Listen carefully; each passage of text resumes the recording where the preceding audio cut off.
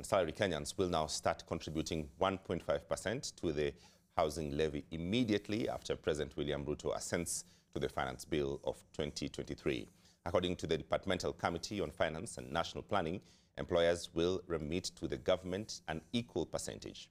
The proposed increase of value-added tax on petroleum products from 8% to 16% is also expected to cause a spike in fuel prices, whose ripple effect translations to a high cost of living.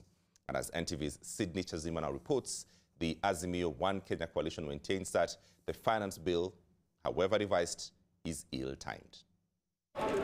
After hours of speculation on the contents of the revised finance bill of 2023, the much-awaited recommendations on the finance bill of 2023 have finally been made public by the chair of the Finance and National Planning Committee, Honorable Kuria Kimani. The controversial housing levy fund has been trimmed down to 1.5%, doing away with the earlier proposed 3%.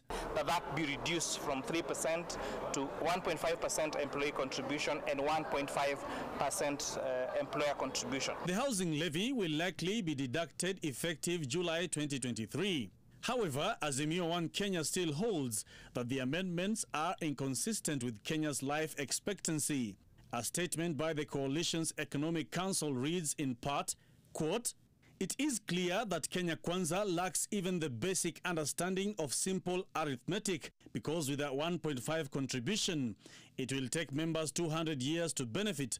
We are curious to hear how the Kenya Kwanza government wishes to extend Kenya's life expectancy from the current age of 62 years to 200 years. End of quote. Still on matters housing, landlords are being incentivized with a reduction of the rental income from 10% to 7.5%.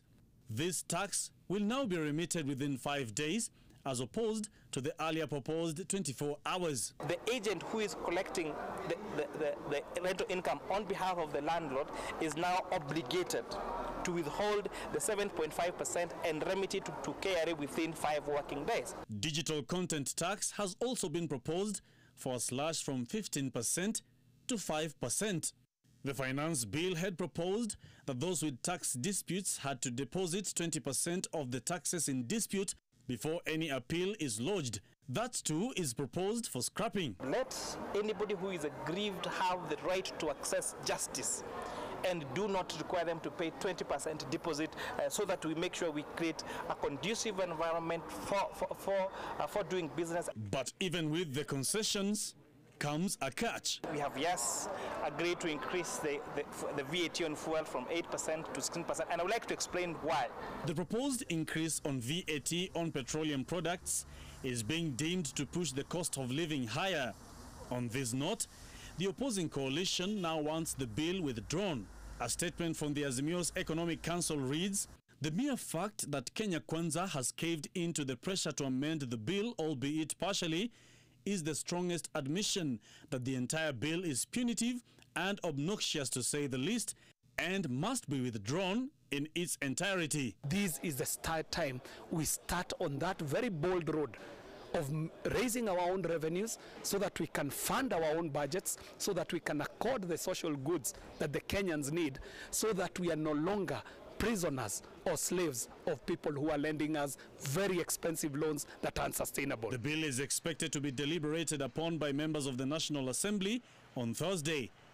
Sydney Chazima, NTV.